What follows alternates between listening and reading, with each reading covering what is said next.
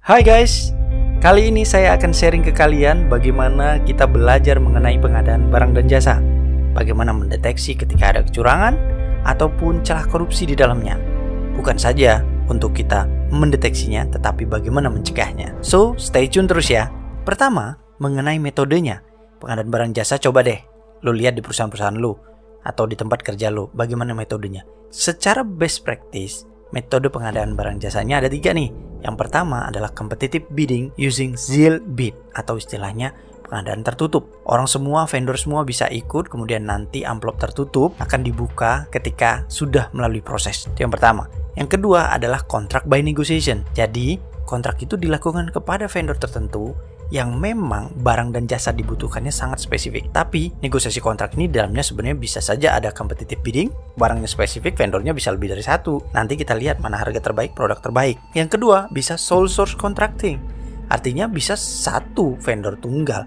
Karena apa? Mau tidak mau misalnya hanya dia providernya dan kita sangat butuh tuh barang. Nah itu bisa contract by negotiation. Model ketiga adalah simplified acquisition procedure. Artinya ini pengadaan yang simple, tidak perlu bertele-tele atau rumit menggunakan tender dan sebagainya. Biasanya misalnya nih lu pengen butuh kertas atau pengadaan pena dan sebagainya, yaitu lu bisa beli secara langsung atau dikenal dengan istilah kalau di kita itu pembelian langsung guys. Nah itu 3 metodenya.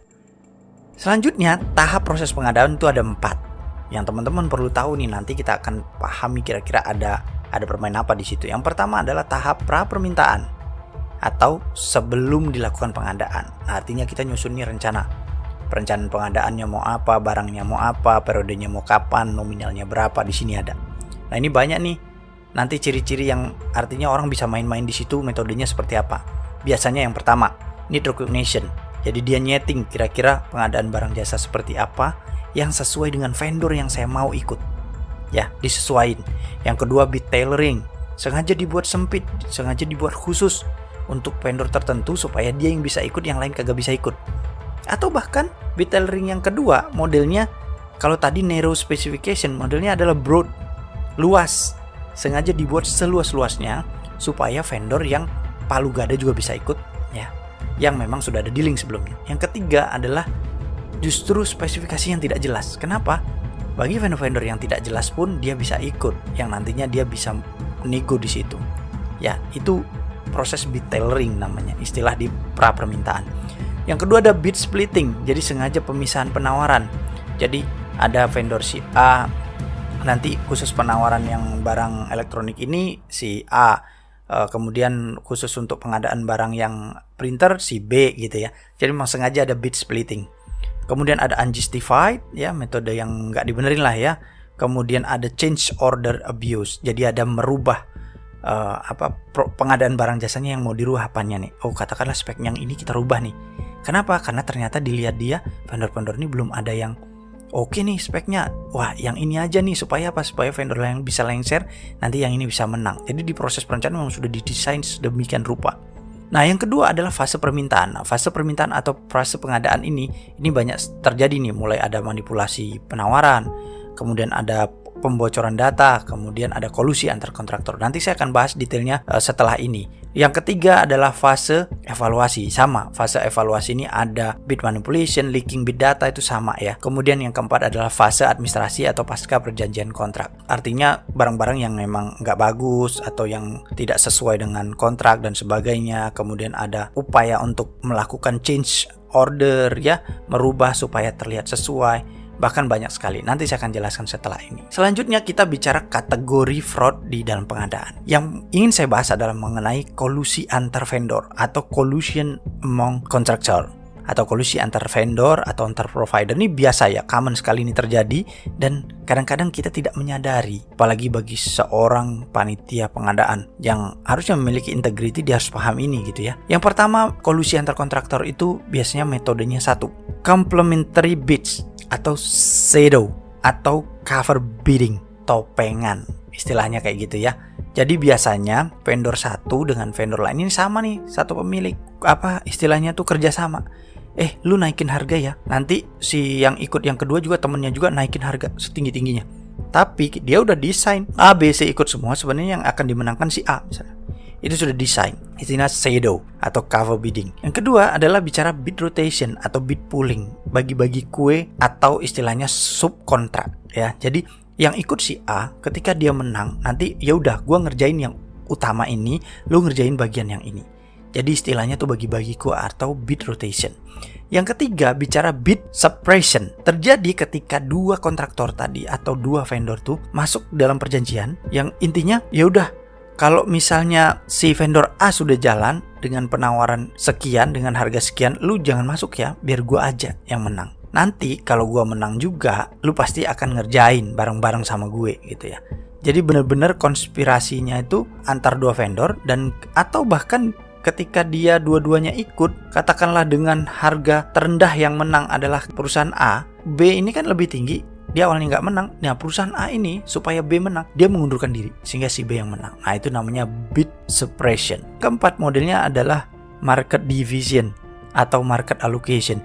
Jadi dia sudah ada kesepakatan wilayah nih. Oh, gua kalau pengadaan barang di perusahaan ini di wilayah Jakarta ini misalnya, atau wilayah Sumatera atau wilayah Jawa, ini gue. Lu kerja yang di bagian sini, ntar bagi-bagi. Kalau misalnya ada produk pengadaan kendaraan dan sebagainya, itu kita bagi-bagi. Jadi padahal itu sebenarnya sudah koordinasi antar mereka. Nah itu namanya market division. Jadi ada pembagian wilayah untuk vendor-vendor tadi supaya tidak saling makan gitu ya, tapi saling menguntungkan. Ini yang perlu kita perhatikan. Ada beberapa red flag-nya nih sebenarnya kalau kita bicara kolusi antar vendor. Yang pertama red flag-nya adalah industrinya biasanya tuh kompetitornya tuh terbatas. Misalnya IT, pengadaan software tertentu, aplikasi tertentu, barang tertentu, dan itu terbatas hanya provider ABC saja misalnya. Nah itu cenderung nih banyak kolusinya. Yang kedua, biasanya itu indikasinya adalah kontraktor yang sama tapi menawar atau memberikan offering terhadap banyak proyek dan banyak produk. Terus biasanya nih penawaran-penawaran yang diberikan itu harganya tinggi-tinggi. Kenapa? Supaya tadi kalau kita bicara tinggi dan tinggi, pasti akan pilihannya adalah tinggi. Gak akan mungkin dia bisa jomplang. Kalaupun dia merendahkan penawarannya, maka dia itu sudah up-nya tinggi banget. Itu yang perlu kita perhatikan red flag-nya. Kemudian kontraktor atau vendor yang justru kompeten, yang sesuai syarat dia layak harusnya ikut, itu nggak ikut. Nah itu udah aneh, hati-hati. Itu ada kolusi pasti antar vendor yang bermain. Sengaja memang tidak diundang yang kompeten. Kemudian ciri selanjutnya adalah biasanya si kontraktor atau vendor yang menang nanti dia mensubkonkan kepada satu atau lebih vendor. Nah dilalahnya itu yang disubkonkan adalah vendor-vendor yang kalah tadi. Nah itu ciri-ciri beberapa red flag-nya. Nah ini yang menjadi pola-pola yang harus teman-teman pelajari ketika ada proses pengadaan di tempat teman-teman. Kemudian jangan heran juga kalau teman-teman melihat siapa vendor yang menang. Dia last party to bid atau bukan. Artinya justru yang menang itu yang mendaftar paling terakhir. Nah itu hati-hati. Biasanya itu sengaja itu ada permainan. Jadi semakin sedikit pesaing maka dia semakin kemungkinan menangnya tinggi. Maka hati-hati di situ. Kemudian kolusi antara kontraktor dengan panitia pengadaannya. Apa saja tipenya? Dengerin nih. Setelah ini gue akan bahas. Kolusi antara vendor dengan karyawan atau panitia pengadaan itu ada beberapa metode. Yang pertama adalah need recognition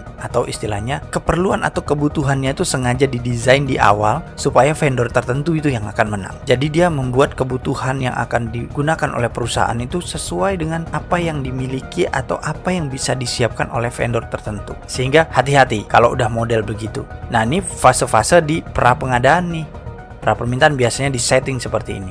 Biasanya pun employee ini atau dia harus meyakinkan sekali. Dia meyakinkan pimpinan bahwa wah kita membutuhkan banget nih Pak barang jasa ini. Bagus sekali dan sebagainya. Sehingga mahal pun itu tidak menjadi soal. Kenapa? Karena memang dia sudah meyakinkan sekali padahal sebenarnya di situ ada permainan. Nah red flag-nya apa? Biasanya itu menilai kebutuhannya nggak akurat, nggak memadai, analisisnya nggak jelas. Sebenarnya cost and benefitnya seperti apapun tidak jelas disampaikan gitu ya. Kemudian dia tidak memberikan daftar vendor alternatif untuk ikut serta memenuhi pengadaan barang dan jasa yang akan dilakukan oleh perusahaan. Kemudian yang ketiga, estimasi itu nggak disiapkan setelah pengadaan diminta, dia baru disiapkan. Harusnya kan kalau bicara estimasi itu dibuat dulu nih sebelum proses pengadaan itu, kira-kira estimasi sekian dan sebagainya gitu ya. Justru dibuatnya setelah adanya permintaan. Kemudian ciri-ciri selanjutnya biasanya nih barang dan jasanya itu dari sumber atau provider tunggal.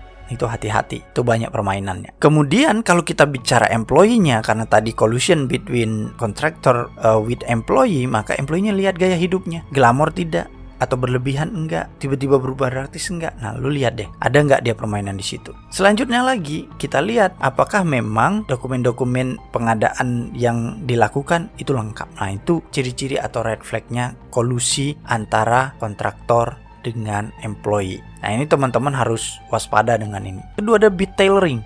Apa sih bid tailoring?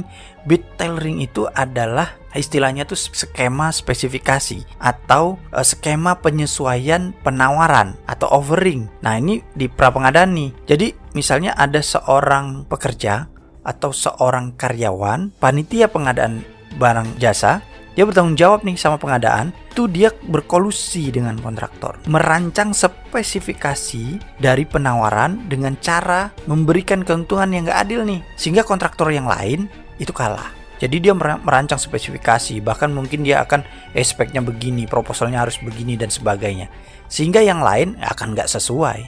Misalnya nih barang ini bisa nggak komputernya ini langsung otomatis update antivirus, misalnya gitu ya.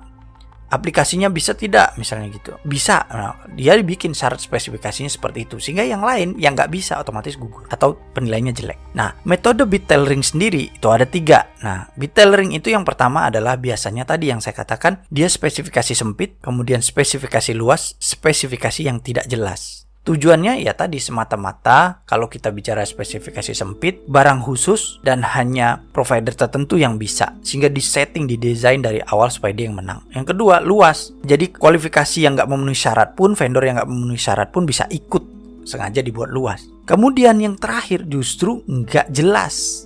Kenapa? Sengaja untuk menghilangkan spesifikasi penawaran, sehingga nanti pada saat udah menang, dia akan mengadendum perjanjian kontrak, bahkan bisa naikin atau nurunin harga. Nah, itu ada 3 metode bid tailoring. Nah, red flag-nya apa bid tailoring ini? Kalau red flag-nya yang pertama jelas kontrol yang lemah dari proses pengadaan. Siapa melakukan apanya nggak jelas. Yang kedua, biasanya hanya satu atau beberapa vendor yang mengajukan offeringnya, yang ikut pengadaan. Kemudian ketika barang atau pengadaan atau vendor yang ikut itu masih sedikit, dia nggak melakukan rebidding lagi. Jadi nggak ada penawaran ulang, pokoknya lanjut aja gitu ya. Misalnya yang ikut cuma 2 ya, memang dia pengen menangkan yang satunya lagi. Padahal dia syaratnya harus 5 minimal yang ikut, ya sengaja dilanjutin aja. Itu hati-hati red flag-nya. Kemudian kesamaan spesifikasi. Jadi antar spesifikasi produk atau jasa vendor itu sama-sama nih. Lihat aja dulu spesifikasi penawarannya sesuai nggak produknya, kemudian lihat lagi dokumennya sama enggak, kemudian dilihat lagi nih dalamnya isi-isinya sama atau tidak gitu ya. Coba dilihat deh, karena itu indikasi ada bid tailoring di situ ya. Kemudian kita lihat lagi, kadang-kadang informasi pengajuan penawarannya itu nggak jelas, supaya yang kalau dia belum masuk vendornya itu bisa ikut. Nah, selanjutnya ada istilahnya bid manipulation. Bid manipulation atau manipulasi penawaran itu melibatkan misalnya fraudster yang mempengaruhi pada saat pemilihan kontraktor atau vendor, sehingga membatasi para pesaing nih. Jadi vendor itu akan ngebujuk nih panitia pengadaan barang jasa supaya pesaing-pesaingnya nggak bisa menang. Tentunya dengan apa? Dengan cara mungkin spesifikasinya dimanipulasi ya, supaya cuman dia aja yang bisa memenuhi syarat sehingga pesaingnya kalah. Nah, itu bid manipulation. Nah, biasanya cara umum yang dilakukannya adalah menggunakan publikasi yang tidak jelas untuk menerbitkan permintaan penawaran. Dari entitinya ya, dari entiti perusahaan itu sengaja memang dia nggak mempublish adanya proses pengadaan supaya nggak banyak orang yang ikut. Kemudian pada saat provider yang dia inginkan belum masuk, dia perpanjang tanggal pembukaannya. Jadi sengaja supaya dia masuk kalau dia belum sempat buat proposalnya. Selanjutnya, atau kalau sudah disiapkan, dia bisa langsung masukin walaupun waktu pembukaannya belum. Jadi dia sudah masuk duluan gitu ya, sebelum pembukaan gitu ya. Itu yang harus kita lihat lagi lebih dalam mengenai bid manipulation ini. Nah, red flag-nya tentu banyak yang kita harus pahami ya, selain tadi yang kontrol yang lemah. Selanjutnya, leaking bid data. Skema yang melibatkan vendor yang sengaja ngebayar atau nyuap panitia pengadaan atau pekerja untuk melihat yang dibutuhkan itu seperti apa, sehingga nanti pada saat proses penawaran tertutup dilakukan, dia lebih baik dibandingkan yang lain. Caranya apa? Dia ngebayar orang orang dalam untuk ngebukain tuh proposal-proposal tertutupnya pesaingnya, dilihat harganya, speknya seperti apa. Nah, dia dapat informasi itu terus dia buat proposal yang baru, yang lebih bagus, sehingga apa? Sehingga bisa ngejawab keinginan dari entitas perusahaan, panitia pengadaan. Nah, ini banyak nih ciri-cirinya. Biasanya tuh panitia pengadaan tuh kontrolnya lemah, ya, kemudian biasanya yang menang itu dia nawar di bawah ya penawaran terendah lah ya, tepat di bawah penawaran terendah. Jadi misalnya kalau penawarannya itu 100 juta misalnya, dia ya udah dia nawar ya 100 juta gitu ya. Padahal di angka kita misalnya anggarannya adalah 100 juta, dia tawar di angka katakanlah ya memang 100 juta. Kemudian biasanya tuh kontraktor tuh dokumennya palsu, supaya apa? Pokoknya dikirim-kirim dulu supaya dia nggak terlambat ngirim. Nah, nanti baru tahap selanjutnya proses membenarkan atau memperbaiki dokumen-dokumen. Kemudian biasanya kalau di sini leaking bid data itu ya tadi jelas ada personil yang ngebocorin data-data para pesaing kepada vendor yang memang dia inginkan gitu ya. Selanjutnya ada istilahnya bid splitting atau pemecahan project. Nah, secara umum panitia pengadaan atau perusahaan itu harus menggunakan metode kompetitif untuk proyek di atas jumlah tertentu. Untuk menghindari persyaratan ini, karyawan yang tidak jujur mungkin memecah proyek besar menjadi beberapa yang kecil yang berada di bawah tingkat penawaran wajib dan memberikan sebagian atau semua pekerjaan komponen kepada kontraktor yang bersongkol dengan karyawan tersebut. Nah, itu sebagian kecil sharing terkait pengadaan barang jasa. Kalau lo pengen tahu lebih lengkap, selalu stay